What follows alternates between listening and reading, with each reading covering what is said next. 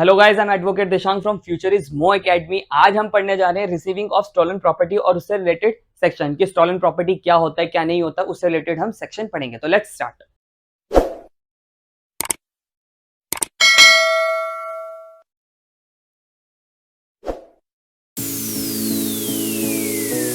Section 410। देखिए stolen property क्या है। स्टॉलन प्रॉपर्टी जैसे होता है कि चोरी का सामान, ठीक है। अब जैसे मान लीजिए कोई डकैती, रॉबरी, थेफ्ट या एक्सटॉर्शन से कोई भी प्रॉपर्टी गेन करता है, ठीक है। कोई भी बंदा प्रॉपर्टी गेन करता है और बाद में उसे बेच देता है, ठीक है। तो खरीदने वाले पे या उस पे कोई भी सेक्शन मतलब उस पे प्रॉपर्टी वो पाई जाती है तो उस पे कौन सा सेक्शन लगेगा। तो ये चीज बात करता है कि स्टॉलन प्रॉपर्टी है क्या। पहले 410 आपकी डिफाइन करता है, 411 पनिशमेंट बताता है। तो क्या है प्रॉपर्टी? ऐसी property the possession whereof has been transferred by the theft और यानी कि थेफ्ट से और by extortion, robbery, property which has been criminally misappropriated in respect of such property. Criminal breach of trust has been committed and designated stolen property which misappropriates और breach of trust करके आपके पास आई हो। जैसे simple सी बात को समझिए, मान लीजिए मैं कोई चोर हूं, ठीक है। मैंने कोई चोरी करके प्रॉपर्टी ली और वो प्रॉपर्टी, अब वो प्रॉपर्टी क्या है, मैंने ये प्रॉपर्टी क्या है, ये स्टोलन प्रॉपर्टी है।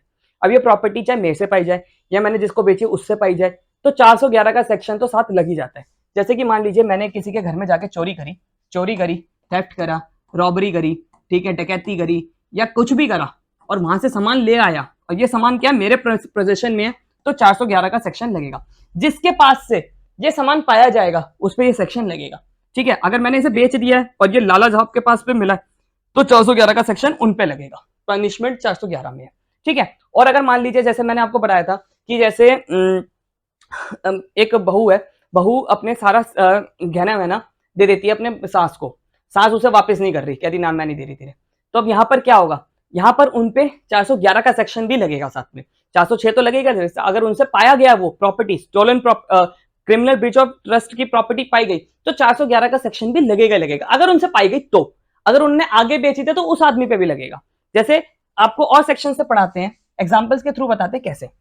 जैसे एक पिक्चर आई थी once upon a time in Mumbai, हाँ once upon a time in Mumbai, उसमें ये जो इमरान हाशमी था वो रॉबरी करता है किसी के घर में जाकर और वहां से ये गहना चुरा के ले आता है, ठीक है। अब ये गहना अपनी गर्लफ्रेंड को दे देता है। अपने जब गर्लफ्रेंड को देता है तो यहाँ पर चोरी तो ये करके आया तो पुलिस वाले आके इसे मान लो पकड़ लेते हैं, हालांकि ऐसा होता नहीं है। तो इसमें कौन सा सेक्शन लगेगा? इस पर 411 लगेगा। हालांकि इसको पता नहीं था कि ये चोरी की प्रॉपर्टी है तो ये इसलिए बच जाएगी, पर इसे ये पता है कि ये चोरी की प्रॉपर्टी है तो भी ये सेक्शन, तो भी ये वो प्रॉपर्टी ले लेती है तो इसमें 411 का सेक्शन लगेगा। अब देखते हैं 411 के एसेंशियल इंग्रेडिएंट्स क्या क्या है। दैट प्रॉपर्टी है ये वाली property.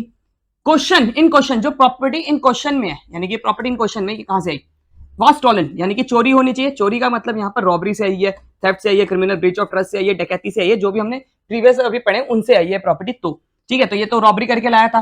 That the stolen property was in the position of the accused. अब ये प्रॉपर्टी क्या है, इस हालांकि रॉबरी तो इसने करी थी पर अभी यहाँ पर एक्यूज्ड ये है, ठीक है। एक्यूज्ड कौन है? अभी यहाँ पर ही है। That was a dishonesty. अब यहाँ पर डिसऑनेस्टी का इंटेंशन होना बहुत जरूरी है। यहाँ पर जो प्राची देसाई नाम है शायद इसका, प्राची देसाई जो थी इसको नहीं पता था कि ये प्रॉपर्टी चोरी की है, ठीक है। तो इसे ये बात नहीं पता थी कि ये प्रॉपर्टी चोरी की है तो यहाँ पर क्या है, ये बच जाएगी। पर मान लो इसे पता था तो ये अपना फायदा करके दूसरे का नुकसान, दूसरा कौन, जिससे ये इमरान हाशमी चुरा कर लाया था, तो ये फंसेगी अगर इसके डिसऑनेस्ट इंटेंशन है तो।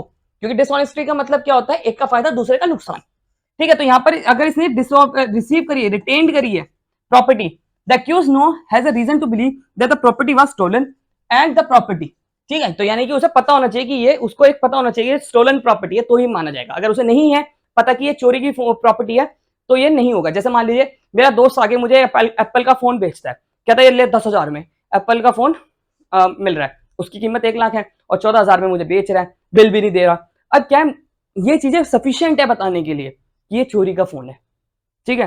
अब मैं कहता हूँ, पुलिस वाले मुझे आगे पकड़ते हैं, 411 का सेक्शन लगा, मैं कहता हूँ जी मुझे पता नहीं था। पुलिस वाले कहेंगे चलो ठीक है आपको नहीं पता था, हम मान लेते हैं, पर आप बिल भी नहीं मांग रहे, आपको पता है कि उसके पास कहां से आएगा, उसकी खाने के वादे नहीं है, तो रीजन टू बिलीव भी होना चाहिए। रीजन टू बिलीव आपका इंटेंशन से भी नीचे होता है तो उसमें देखा जाता है कि उसे पता नहीं है। हाँ, पर अगर आपने प्रूफ कर दिया कि ये मुझे पता नहीं था कि ये प्रॉपर्टी चोरी की है तो आप बच जाओगे, पर आपको पता था तो भी आपने खरीदा तो आप गए।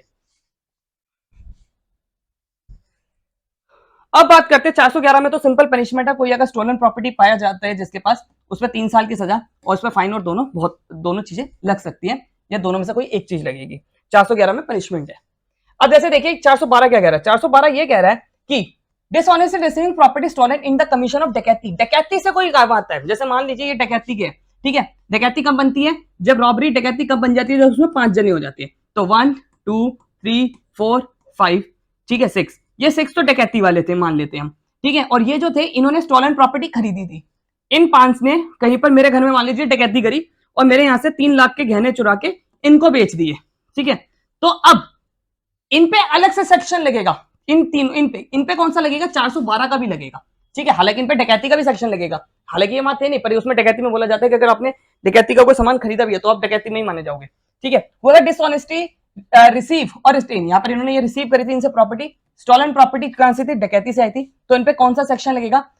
और इसमें देखिए यहाँ पर एक बहुत क्लियर बात लिख रहे हैं, whoever he knows or has reason to believe to belong to such have been belong to a gang of डकैती property which is known to be has been reason to believe has been stolen, और आप उस gang के ही part माने जाओगे तो आपको कितने होगी, लाइफ इंप्रिजमेंट की तक की सजा होगी, रिग्रेस इंप्रिजमेंट होगी इन सबको, ठीक है। और विच में भी एक्सटेंड 10 ईयर्स और 10 साल तक भी जा सकती है, और फाइन तो लगेगा ही लगेगा, जब सबको फाइन लगाना ही पड़ेगा, मैंडेटरी है, ठीक है। तो डकैती, ये सिंपल सी बात कर रहे हैं, डकैती से जो बिलोंग करते हैं उनसे प्रॉपर्टी ली। 413, अब एक मूवी आई थी फिर हेरा फेरी, इसमें हमारे कचरा सेठ थे, बड़े आइकॉनिक पर्सनालिटी थी इनकी, हैबिचुअली डीलिंग स्टॉलन प्रॉपर्टी। तो ये क्या करते थे कि ये चोरों से ही चोरी का सामान खरीदते थे, तो ये हैबिचुअली करते थे, यानी कि एक बार नहीं, हर बार करते थे ये। तो अगर ये चीज थोड़ा सा एक्सटेंड है कि अगर कोई हैबिचुअली इन चीजों में डील कर रहा है, जैसे कचरा सेठ जो थे वो आपने देखी होगी मूवी, वो हर बार खरीदते थे चोरी का सामान, तो उनपे कौन सा सेक्शन लगेगा, आपका 413 लगेगा, और उसमें सजा कितनी, इंप्रिजमेंट फॉर लाइफ की सजा है, और विच में भी एक्सटेंड 10 ईयर्स और 10 साल तक की सजा भी है, ठीक है। और फाइन तो लगेगा। फिर हेरा फेरी मूवी में ये थे।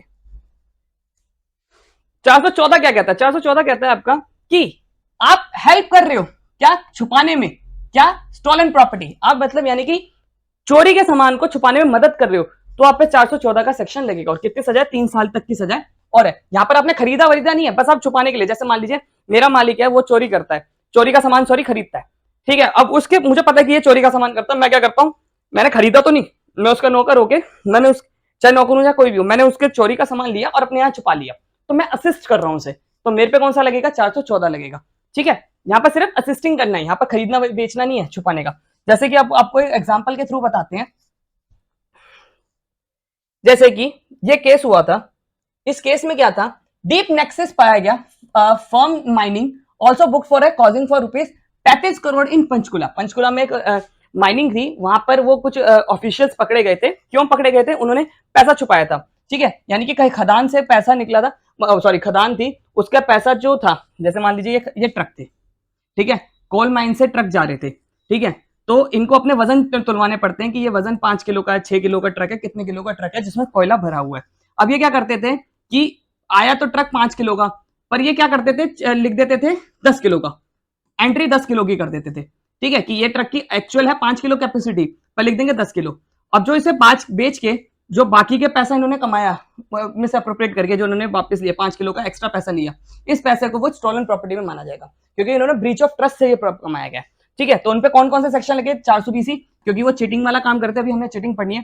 379, उन्होंने थेफ्ट करी थी। 414, क्योंकि वो उस पैसे को, उन चीजों को, स्टोलन प्रॉपर्टी को छुपाने में मदद कर रहे थे। जैसे मान लीजिए आपको मैं सिंपल से एग्जांपल से बताता हूँ, ये ट्रक है, ठीक है, इस ट्रक में कोयला भरा हुआ है, अब उस कोयले को मैं वो माइन से मैं 10 किलो निकाल रहा हूँ, लिखवा सिर्फ 5 किलो रहा हूँ, अब वो 5 किलो कहाँ जाएगा, वो स्टोलन प्रॉपर्टी कंसिडर होगी। अभी मैंने उसे खरीदा नहीं है, बस मैं उसे स्टोलन प्रॉपर्टी को, वो 5 किलो स्टोलन प्रॉपर्टी हो गया। उस ट्रक में जो 5 किलो तो है वो तो जेन्युइन अमाउंट है, जो 5 किलो है वो क्या है, स्टोलन प्रॉपर्टी है।